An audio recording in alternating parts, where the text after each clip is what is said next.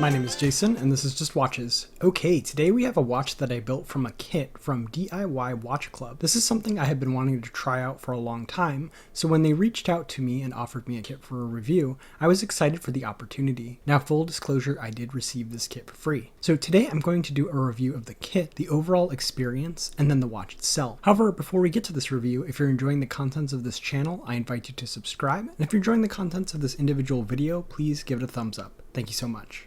First, let's talk about the tools and the kit. Now, as I unpack the kit, you will notice that all of the components are very carefully packaged. Not only that, but the kit itself was very carefully packaged for shipping, so I was pleased by both of these details. Now, I have some experience with watch tinkering. I have taken the Watch Repair Channel's watch servicing course online, and I have taken apart and put back together quite a few watches. Now, in the world of watch tools, there are basically three levels. There are the very cheap tools, such as what you might get on Amazon in a $10 screwdriver set. Then there's a medium level of tools. For example, a Horatex set of screwdrivers runs about $30. And then there's the top level of tools. For example, Bergeron screwdrivers that can range from $60 for a basic kit to well into the hundreds for the more expensive kits. Well, I'm happy to report that the tools in this kit, while not everything you would ever want or need, are much more in line with the medium level of tools, which I was actually surprised by. For example, I'm comparing here the hand pusher from the DIY kit directly to one that I got from Horatex. Now, this Horatex tool costs $20 just all by itself, and the one from DIY Watch Club is actually, I think, slightly nicer than the Horatex one. So the tools you're receiving are good, and you can use them in the future. Now, there are only a few things I would like to see included in the basic kit. First is a small holder like this one, and then maybe a dust cover. Those are from my personal tool collection, and I find them very useful. I know there's a holder that comes in the Pro kit that they offer, but I'm not sure if there is a small dust cover. And then finally, maybe a big mat like the one I'm using here to just kind of lay everything out on and work on.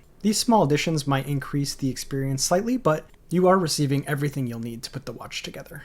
Next, I want to talk a little bit about the overall experience. Now, it was challenging but rewarding. They're definitely setting you up for success. They even anticipated some problems, such as giving you a second set of hands as a backup. Now remember, I have some experience with watch tinkering and servicing, but I actually learned a lot from the videos that they provide. I was going to add some pointers in my review, but honestly, everything I thought to cover is in the videos you get access to and then some. So rather than trying to recreate their build process, I'm just voicing over some of the footage I took while building the watch. Just remember, if you haven't ever done anything like this before, it takes some time getting used to working with small components, and sometimes you may find yourself getting frustrated. The best thing to do is to allocate extra time to the project and take breaks often. You will probably get stuck at one point or another. I got pretty stuck trying to put on the second hand, which I consider one of the hardest parts, but then also getting the movement holder, and the chapter ring into the case with everything lined up. Now, they estimate 2 hours to complete the whole build, and I find it took me that full 2 hours despite my experience. So give yourself the time, don't rush it, and remember, building the watch and the experience of building the watch is half the fun.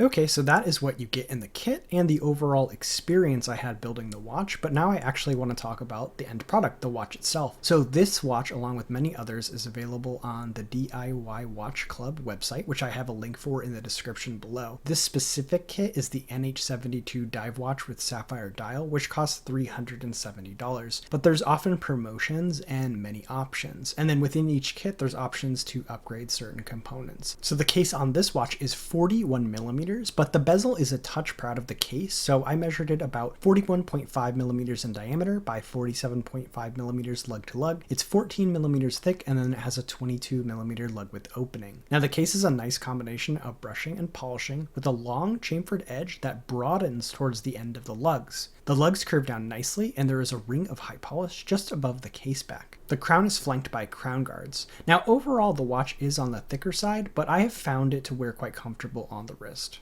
The stock FKM rubber strap starts at 22 millimeters and then tapers down to around 19 millimeters near the end. The rubber is thick but pliable. The keepers are also rubber, and the pin and buckle are brushed and signed with the DIY Watch Club D. The strap also has quick release spring bars. Now, I really like the watch on the strap, but I'm also going to show it to you on an elastic single pass strap during the wrist shots. Now this watch does use a screw-in case back and can theoretically reach 200 meters of water resistance, but since you will be building this watch, unless you have an actual pressure tester, I would not assume it has the full 200 meters of water resistance. That said, as long as you have properly seated the gasket, I would assume it has some water resistance and you should be working fine. The case back has an exhibition window which will let you appreciate the movement. There's also information around the edge, including the statement that this watch is assembled by hand, which I thought was very clever. This watch will indeed be assembled by hand. It will be assembled by your hands, in fact, if you purchase and build a kit from DIY Watch Club. Now, this watch uses the Seiko NH72, which I actually didn't know existed.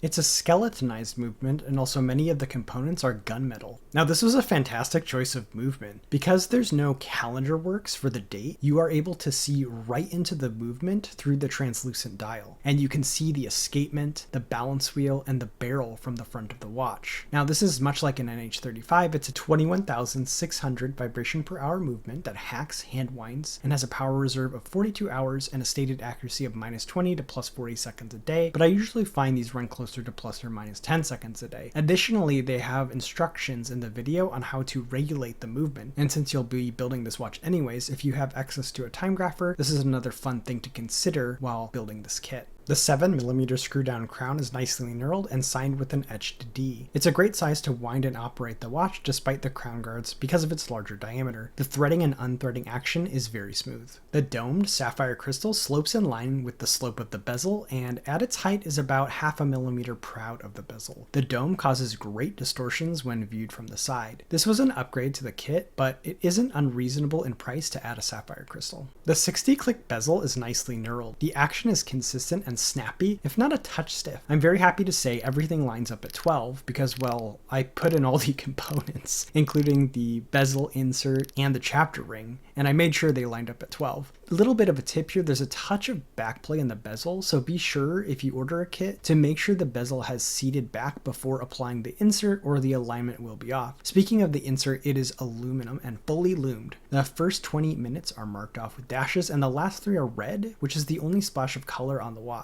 The very outer edge of the bezel is high polished, which adds a nice bit of visual interest to the bezel overall. Now, I picked this kit because of the translucent dial. This has gotten very popular lately and I'm a huge fan of it. You get the benefit of being able to see the movement without the hole an open heart uses. So starting at the chapter ring, we have dashes for each of the minutes. The applied indices are edged in high polish and filled with lume, with the triangle at 12, double bars at 3, 6, and 9, and circles for the rest of the hours. The lack of date not only preserves the symmetry of the dial, but as I said before, it removes the calendar works that would otherwise disrupt the view of the movement below. Now the D for DIY Watch Club is applied at 12 along with the model number, and then automatic and water resistance at 6. Overall, the dial is well executed and very legible. The hour and minute hands are high polish and gabled so they nicely catch light. They are also filled with lume, which is important since the high polish parts of the hands can blend a bit into the dial, so you'll still be able to tell the time because of the lume on the minute hand and the large triangle of lume on the hour hand. Now the second hand is very long and has a triangle counterbalance. The second hand has a lot of character and it has special meaning to me now because it took me so long to put it on, but I finally got it just right. And as you can see, the lume is killer here. It's easily keeping pace with the Seiko, and I love the blue color they used and the fact that they loomed the bezel. And here is the watch on my 6 3/4 inch wrist at 41.5 millimeters, including that bezel. It's a middling size that I think will look good on a wide variety of wrists. And then it's a little on the thick side, but you can see it wears low and snug, and those curved lugs really help.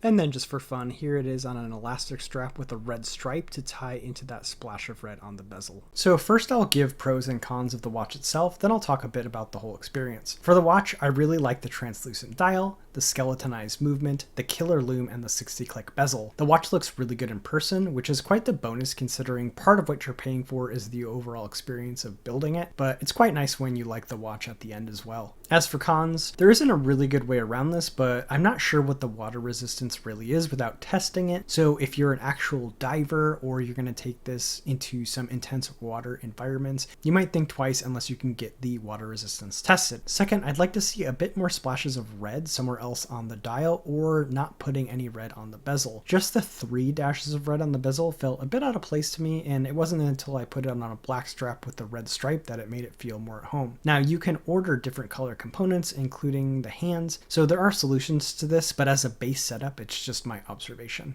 So overall, this is a great gateway into potentially modding. While you can technically order all of the parts yourself, they are taking out all of the guesswork of the compatibility of parts and providing the know-how in the videos and the tools for you to complete the project. Also, if you shop around for parts, you will quickly discover you're getting a pretty good deal with the DIY Watch Club kit because watch modding is not cheap. Now, I think watch tinkering is very polarizing, and by the end of this project, you will definitely know if watch modding is something you will enjoy or not, and you won't have committed to buying more tools or components that you might just never end up using if you don't like it. Also, once you have the tools, you can order kits from the DIY Watch Club without tools, or you can brave ordering parts for your own custom mods. Plus, I really like the watch I ended up with making in the end, so my overall experience with the kit was very positive. Now, pound for pound, spec for spec, is this watch the best value? Probably not, but that's not really what you're getting when you're ordering this watch. I was pleasantly surprised by the overall quality, but remember, you are paying for a lot of the homework that went into it and the phenomenal videos that help you build the watch. So there you have it. That was the DIY watchmaking kit for the NH72 dive watch with Sapphire dial. What do you think about this kit and the watch? Let me know in the comments below. As always, if you're enjoying the contents of this channel, I invite you to subscribe, and if you like the contents of this individual video, please give it a thumbs up. That's all for this time.